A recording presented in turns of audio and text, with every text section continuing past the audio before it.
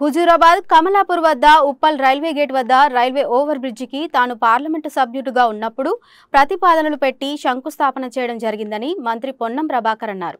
హుజూరాబాద్ కమలాపూర్ మధ్య Uppal railway gate వద్ద రైలు gate పడటంతో మంత్రి పొన్నం ప్రభాకర్ ఆగిపోయారు.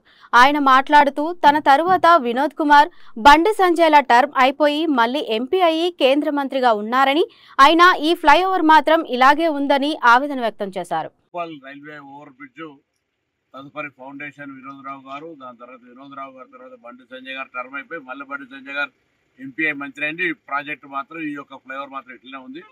నేను గౌరవ పార్లమెంట్ సభ్యుడు, కేంద్ర మంత్రివర్గ సభ్యుడు గౌరవనీయులైనటువంటి బండి సంజయ్ గారిని కోరుతాను ఈ యొక్క ఉప్పల్ ఫ్లైఓవర్ను తొందరగా పూర్తి చేయించమని. రైల్వే పార్ట్ వరకే ఆగి ఉన్నది.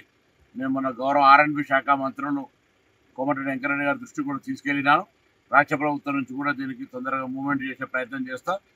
రేపు 2-3 రోజులు ఢిల్లీ పోయింది. ఢిల్లీ పోయినప్పుడు తప్పకుండా ఈ అంశాన్ని నేను కూడా సహచర మా కాంగ్రెస్ ఎంపీల ద్వారా కేంద్ర ప్రభుత్వం దృష్టికి తీసుకొని వస్తా. కానీ బాధ్యత గల ఈ ప్రాంతంలో ప్రాతినిధ్యం వహిస్తున్న బండి సంజయ్ గారు ఇక్కడ ప్రజల యొక్క ఇబ్బందులను దృష్టిలో పెట్టుకొని ఈ ఓవర్ బ్రిడ్జ్ నిర్మాణం తొందరగా చేపించాలని కోరుతా ఉన్నాను.